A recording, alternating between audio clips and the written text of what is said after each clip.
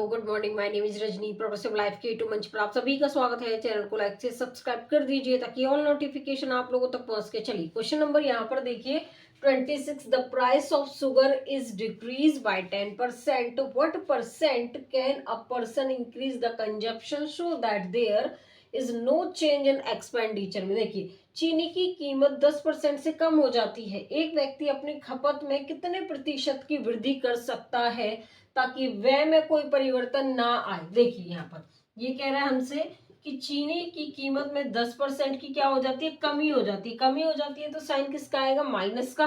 10/100 यहाँ पर ये कैंसिल हो जाएगा एक जीरो से। तो यहाँ पर देखिए अब हम क्या करेंगे कि साइन को करेंगे कन्वर्ट प्लस में। यहाँ पर 1 है, 10 में से 1 गया तो 9, इंटू में 100% आएगा।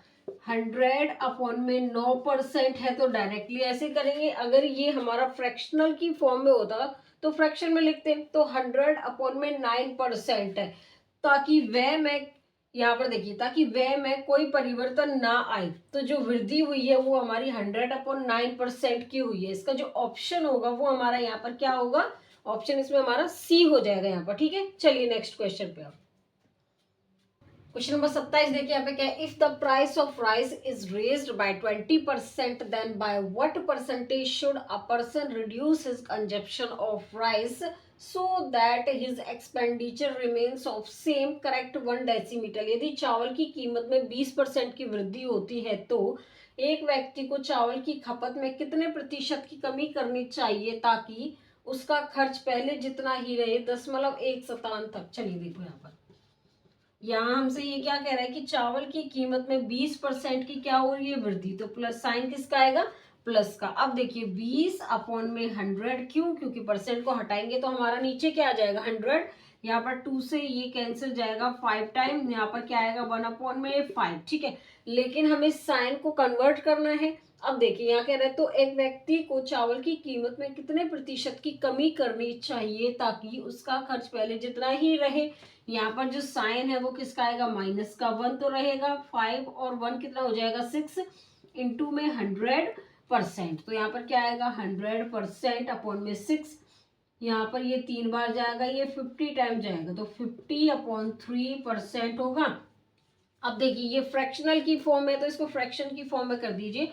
3 एकम 3, 3 छीं 18, 2 यहाँ पर आ जाएगा 16 सही 2/3। अगर हम ऐसे भी करना चाहें इसको, यहाँ पर ये आ जाएगा 3 छीं 18, पॉइंट के बाद यहाँ पर 16.7 कुछ परसेंट आ जाएगा। ठीक है, इसका ऑप्शन चेक कर लीजिए। यहाँ पर ऑप्शन क्या है इसका, देखिए ये भी ऑप्शन नहीं होगा इसका, ये ज्यादा हो गया 16.7%। यहाँ पर ऑप्शन जो हमारा होगा वो क्या हो जाएगा, यहाँ पर सी होगा। चलिए क्वेश्चन नंबर 28 देखिए यहाँ पे क्या है, if 930 is added in a number the number becomes 444 सही 4/9% of itself, find the original number. हमें बताना है यदि 930 को एक संख्या में जोड़ा जाता है तो संख्या स्वयं का 444 सही 4/9% हो जाती है। मूल संख्या हमें बतानी है। चलिए देखो यहाँ पर देखिए, आपको नहीं पता है इसके फ्रैक्शनल की जो वैल्यू है वो क्या होगी। यहाँ पर 444 सही 4/9% है, इसकी मल्टीप्लाई कर लो।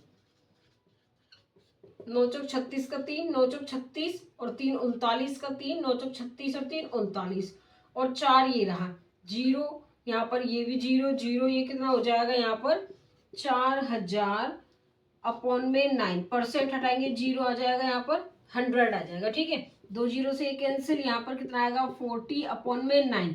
उसके बाद हमसे कह रहा है कि यदि 930 को एक संख्या में जोड़ा जाता है तो संख्या स्वयं का 444 सही 4/9% हो जाती है। मूल संख्या क्या बतानी है हमें, देखिए ये होती है हमारी ओरिजिनल वैल्यू। यहाँ पर हमें 9 में हम क्या ऐड करें जो कितना हो जाए 40, तो 31 ऐड करेंगे। तो देखिए यहाँ पर हमें बताना था ओरिजिनल नंबर बताना था, तो जो वैल्यू है वो हमारी 930 है। यहाँ पर हमने 9 में क्या जोड़ा जो कितना हो जाए 40, तो 31। ओरिजिनल वैल्यु हमारी कितनी है 9, 31 से ये हमारा कितना टाइम जाएगा 30 टाइम जाएगा। ठीक है, यहाँ पर हमारी जो वैल्यू है 270 रुपये हो जाएगी। देखिए यहाँ पर जो वैल्यू हमारी कितनी आ जाएगी 270 रुपए। हमें क्या बताना था यहाँ पर, ओरिजिनल मूल संख्या बतानी थी जो 270 रुपए होगा। इसका जो ऑप्शन होगा वो क्या होगा बताइए यहाँ पर, इसमें जो ऑप्शन होगा वो हमारा बी होगा यहाँ पर। क्वेश्चन नंबर 29 देखिए, if 16 is added in a number then number become 116 सही 2/3% of itself, find the original number. हमें बताना है यदि 16 को एक संख्या में जोड़ा जाता है तो संख्या स्वयं का 116 सही 2/3% हो जाती है। मूल संख्या हमें बतानी है। चलिए देखो, सबसे पहले तो हमें फ्रैक्शन की जो वैल्यू है ये वाली सॉल्व करनी है, ठीक है। देखिए 116 सही 2/3%, इसको सॉल्व करेंगे। 116 को मल्टीप्लाई 3 से, 3 6 18 का 1 3 और 1 4 3, यहाँ पर आ जाएगा 2, तो ये 0, यहाँ पर क्या आएगा 5 3, तो ये कितना आएगा हमारा 350 अपॉन में 3%, हटाएंगे नीचे कितना आ जाएगा हमारा 100, एक जीरो से ये 5 सत्ते 35, 5 दूनी 10, तो यहाँ पर 7 अपॉन में 6। अब उसके बाद हमसे ये कह रहा है कि एक संख्या को यहाँ पर यदि 16 को एक संख्या में जोड़ा जाता है, 6 को हमें 7 बनाने के लिए हमें 1 रुपए की जरूरत पड़ी या फिर एक नंबर की जरूरत पड़ी। ये हमारा ओरिजिनल नंबर है, ठीक है। इसको आप मूल संख्या भी बोल सकते हैं। अब देखिए यहाँ पर 16, यहाँ पर कह रहा है कि यदि 16 को एक संख्या में जोड़ा जाता है तो स्वयं का 116 सही 2/3% हो जाता है, तो हमें मूल संख्या बतानी है। यहाँ पर हमने जोड़ा 6 को 7 बनाने के लिए हमें 1 की जरूरत पड़ी, जो मूल संख्या हमारी 6 है, तो कितना आएगा 96 आ जाएगा। तो हमें बताना था ओरिजिनल वैल्यू मूल संख्या 96। इसका जो ऑप्शन होगा वो क्या होगा बताइए, यहाँ पर ऑप्शन हमारा इसका सी हो जाएगा। क्वेश्चन नंबर 30 देखिए यहाँ पे क्या है, if 21 is added in a number then a number become 137 सही 1/2% of itself, find the original number. हमें बताना है। देखिए इसकी जो वैल्यू है, यदि 31 को एक संख्या में जोड़ा जाता है तो संख्या स्वयं का 137 से 1/2% हो जाती है। मूल संख्या ओरिजिनल वैल्यू हमें बतानी है इसकी, ठीक है। चलिए देखो, अभी मैंने 1 से 2 क्वेश्चन आप लोगों को ऐसे करा दिए, ठीक है। अब तो आप लोगों को समझ में आ गए होंगे ये सब चीजें, ठीक है। चलिए देखो यहाँ पर क्या है, 137 सही 1/2% है। यहाँ पर 2 सत्ते 14, 2 3 6 1 7 2, एक और आ जाएगा 275 अपॉन में 2%, हटाएंगे नीचे कितना आ जाएगा 100। यहाँ पर 25 एकम 25, फिर 25 एकम 25, 25 चौके 100, 11 अपॉन 8। 8 से 11 बनाने के लिए हमें 3 की और जरूरत पड़ी। यहाँ पे दे रखा है यदि 21 को एक संख्या में जोड़ा जाए, 21 हमें 3 की जरूरत पड़ी। ओरिजिनल जो नंबर है वो हमारा क्या है, यहाँ पर 8 है। 3 से 7 जाएगा, ये 7 टाइम जाएगा, 8 7 56। तो हमें बताना था कि जो मूल संख्या है ओरिजिनल वैल्यू कितनी है 56। इसका जो ऑप्शन होगा वो हमारा क्या हो जाएगा, यहाँ पर सी होगा। क्वेश्चन नंबर यहाँ पर देखिए 31, a man multiple a number of 7/4 instead of 3/5, find the percentage change in his result. एक आदमी 3/5 के बजाय 7/4 से एक संख्या गुना करता है, उसके परिणाम में प्रतिशत परिवर्तन का पता लगाएं। देखिए यहाँ पर एक संख्या 3/5 है, एक संख्या 7/4 है। यहाँ पर चलो देखो, 7 यहाँ पे क्या है, 4 3 12, पहले इसको ले लो, 7 पंजे 35। अब देखिए यहाँ पर 12 से 35 बनने के लिए कितने का इंक्रीमेंट हुआ, यहाँ पर 3 और यहाँ पर 23 का हुआ, ठीक है। ओरिजिनल जो वैल्यू है वो हमारी कितनी है, यहाँ पर 12।